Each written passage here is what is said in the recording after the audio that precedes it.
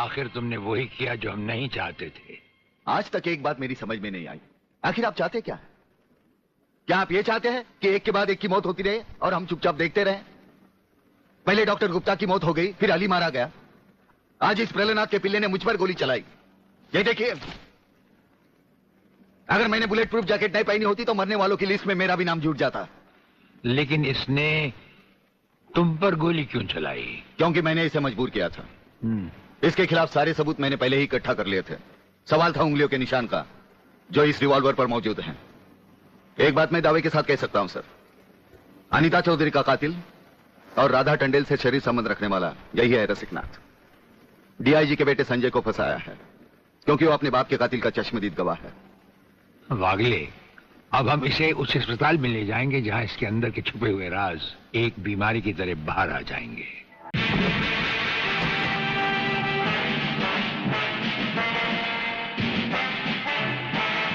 कुछ ही देर पहले तुम जेल की कोठरी में बंद थे, फिर वहां से निकले कैसे? और अपने ये कपड़े पहनकर यहां किसके हुक्म से आए?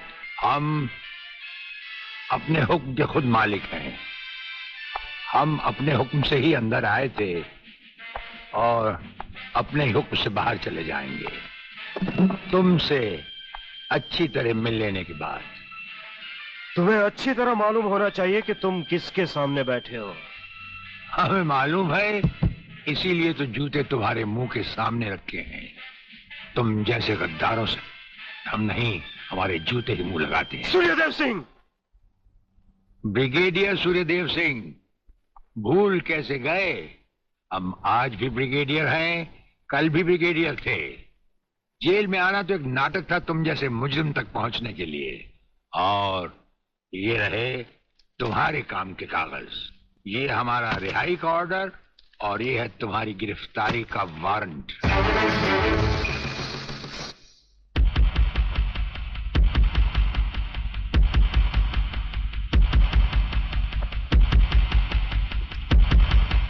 याद करो वो दिन जब तुमने ये वर्दी पहनने से पहले एक कसम खाई थी। याद करो। हम कसम खाते हैं कि हम पूरी ईमानदारी और वफादारी से देश और कानून की रक्षा करेंगे।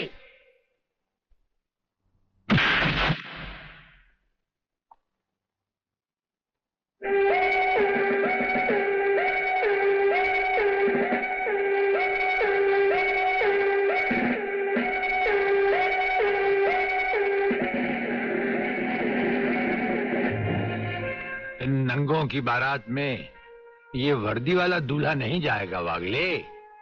इसके भी कपड़े उतार डालो।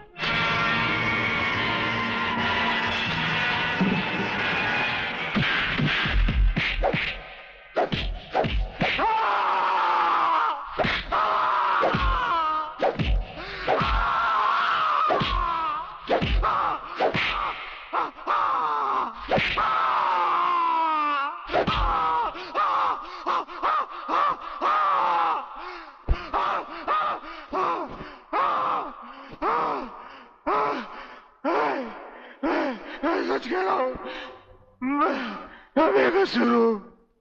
प्रलयनाथ के बारे में मैं कुछ नहीं जानता। बेहोश होने से पहले 3 बार, होश में आने के बाद 3 बार तेरा इसी तरह इलाज करता रहूंगा।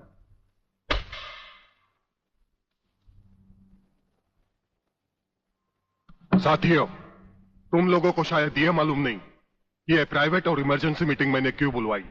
इसलिए कि सूर्यदेव सिंह जेल से छूट चुका है और अब वो खतरा बनकर हम सबके सर पर मंडरा रहा है। मगर 1 साल से पहले वो छूट कैसे गया? उसका जेल जाना एक नाटक था कादर। उसने जेलर और हमारे 4 खूंखार कातिलों को गिरफ्तार करके किसी ऐसी जगह छुपा दिया है कि जिसके बारे में पुलिस डिपार्टमेंट को तो क्या, मुझे भी मालूम नहीं। जीवनलाल, मेरे 4-5 आदमियों को गिरफ्तार करके अगर वो मुझ तक पहुंचने का ख्वाब देख रहा है तो उसका ये ख्वाब मैं कभी भी पूरा नहीं होने दूंगा। अब सूर्यदेव सिंह नाम का बिल फाड़ना ही पड़ेगा। मगर कुछ नहीं चलेगा जीवनलाल। अब 15 अगस्त को ज्यादा दिन नहीं है। जानते हो, सूर्यदेव सिंह हमारे लिए बहुत बड़ा चैलेंज है और बड़े से बड़े चैलेंज के साथ टकराने का प्रलयनाथ को शौक है। तुम तुम्हारी मिनिस्ट्री संभालो, सूर्यदेव सिंह को आज से मैं संभालूंगा।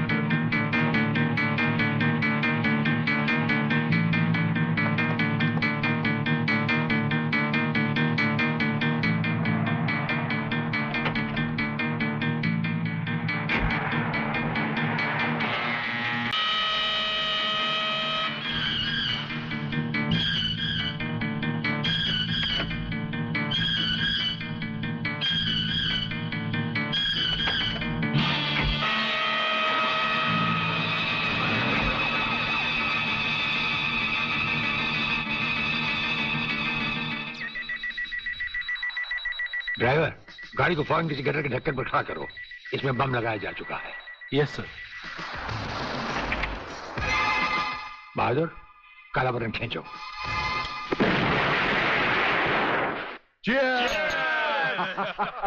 पियो, आज जी भर कर पी लो।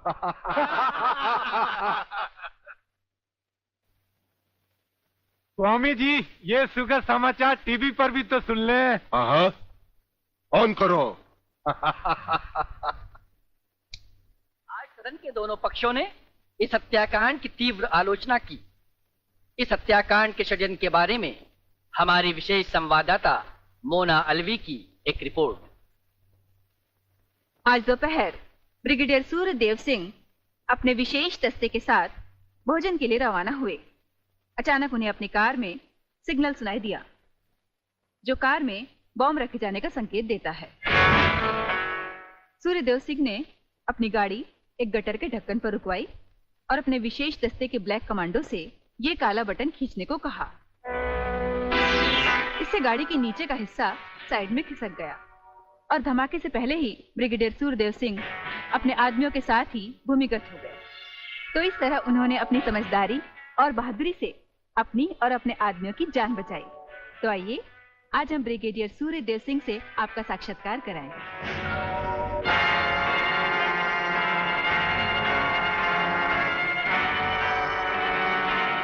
ब्रिगेडियर साहब, क्या आप हमें बताएंगे कि इस साजिश में किसका हाथ है? हाँ, हाथ होता तो कभी का काट चुके होते हम। ब्रिगेडियर साहब, आप हमारे दर्शकों को बताएंगे कि इन देशद्रोहियों ने आप पर हमला क्यों किया? जाहिर है कि हमें जीवन दान देने के लिए नहीं, हमारी जबान भी हमारी गोली की तरह दुश्मनों से सीधे बात करती है, टीवी पर नहीं।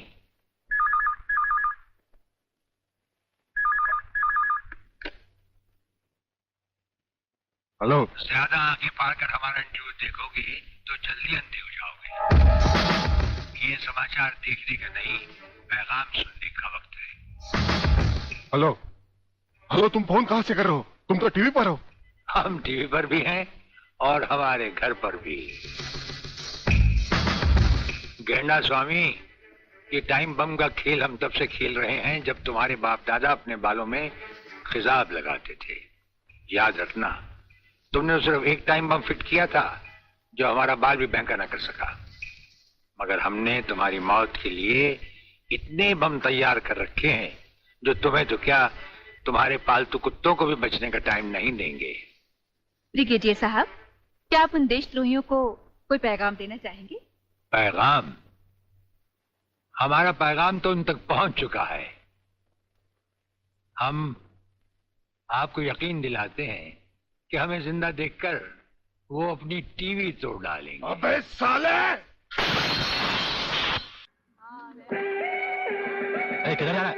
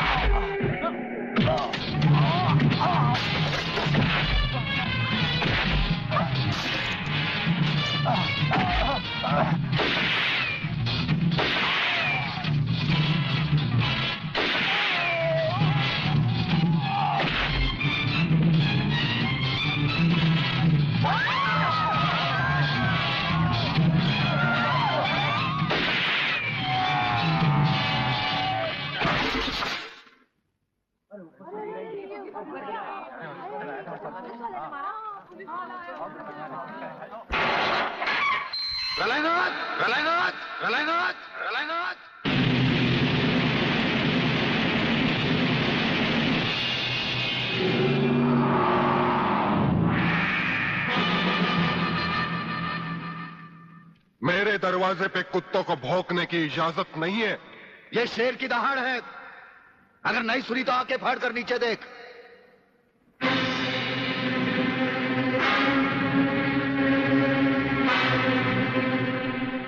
इंस्पेक्टर वागले, तो अपने आप को समझता क्या है?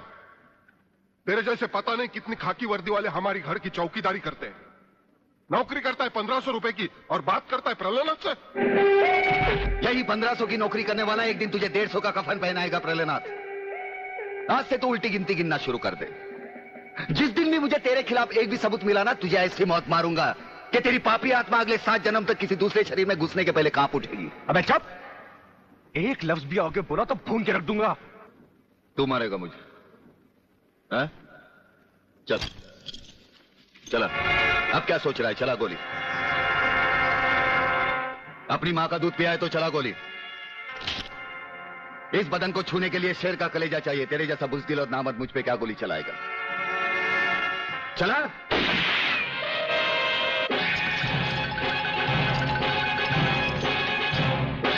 पुलिस अफसर पर गोली चलाने के जुर्म में मैं तुझे गिरफ्तार करता हूं। प्रहलाद जरा भी हिले तो इसकी खोपड़ी खोल दूंगा।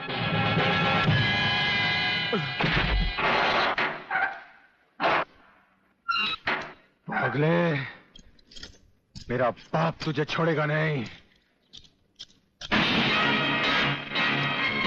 आखिर तुमने वही किया जो हम नहीं चाहते थे।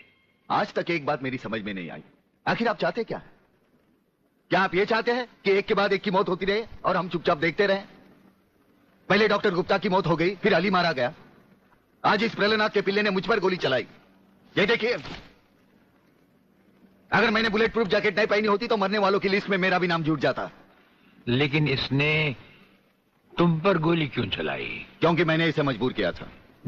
इसके खिलाफ सारे सबूत मैंने पहले ही इकट्ठा कर लिए थे। सवाल था उंगलियों के निशान का, जो इस रिवॉल्वर पर मौजूद हैं।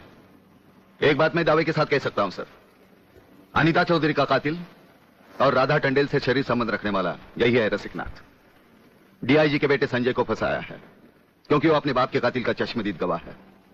वागले, अब हम इसे उस अस्पताल में ले जाएंगे जहां इसके अंदर के छुपे हुए राज एक बीमारी की तरह बाहर आ जाएंगे।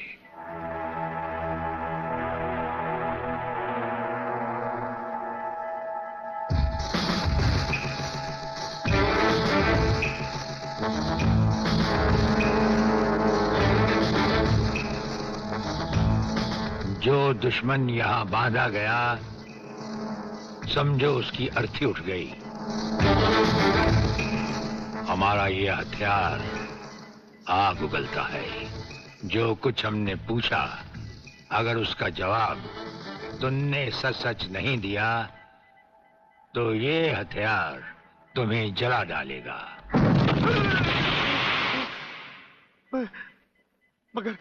मगर आप चाहते क्या है? प्रलयनाथ गिरनाथ स्वामी तुम्हारा बाप है। हाँ जी, हाँ जी। और अब वही इस देश को खत्म करने की तैयारियां कर रहा है। हाँ जी, बिल्कुल। हाँ, मुझे माफ कर दो, मुझे जाने दो। नहीं, मैं बताता हूँ, मैं सब बताता हूँ। मेरे बाप का अगला प्लान क्या है? मुझे छोड़ दो। हाँ, मुझे मेरे बाप से कोई लेना देना नहीं है, मैं तो उसको जानता भी नहीं हूँ। मेरे बाप का अगला प्लान है कि प्रोफेसर खुराना को किडनैप करने वाला है। फ्रेंड्स, मिसाइल की सबसे इंपॉर्टेंट चीज है ये, इसे मिसाइल फ्यूज कंडक्टर कहते हैं।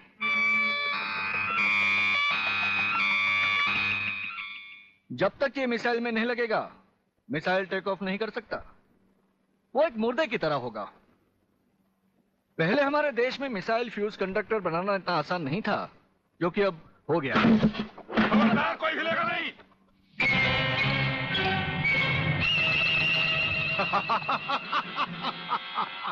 कौन हो तुम? सवाल मत करो, सिर्फ काम की बात सुनो।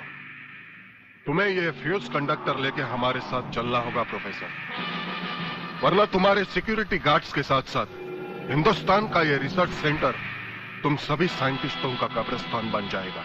मैं किसी भी हालत में तुम्हारे साथ नहीं चल सकता, चाहे अंजाम कुछ भी हो।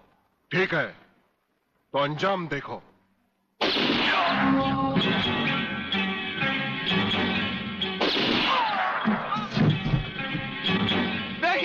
नहीं, ये इस देश के भविष्य है। इन्हें मत मारो प्लीज। मैं तुम्हारे साथ चलने के लिए तैयार हूं। तुम अकेले नहीं, फ्यूज कंडक्टर भी तुम्हारे साथ चाहिए।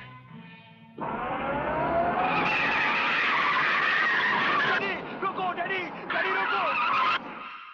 डैडी, ये बहुत खतरनाक लोग हैं, मुझे बचा लो डैडी, जल्दी।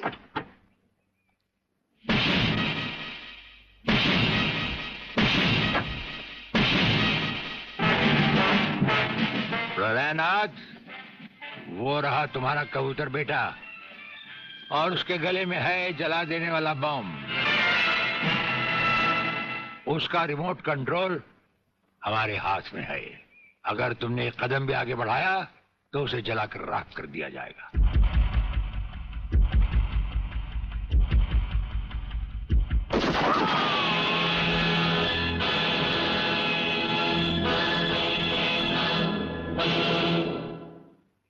काफी हो गया, ये तमाशा बंद करो प्रलयनाथ। हाँ डैडी, आप वो ही करिए जो ये कहते हैं, वरना ये लोग बहुत खतरनाक लोग हैं, मुझे मार डालेंगे। क्या चाहते हो तुम? क्या मजेदार सवाल किया है तुमने, समझे नहीं। प्रोफेसर खुराना को वापस करो और अपने इस कबूतर बेटे को यहां से लेकर रफू चक्कर हो जाओ।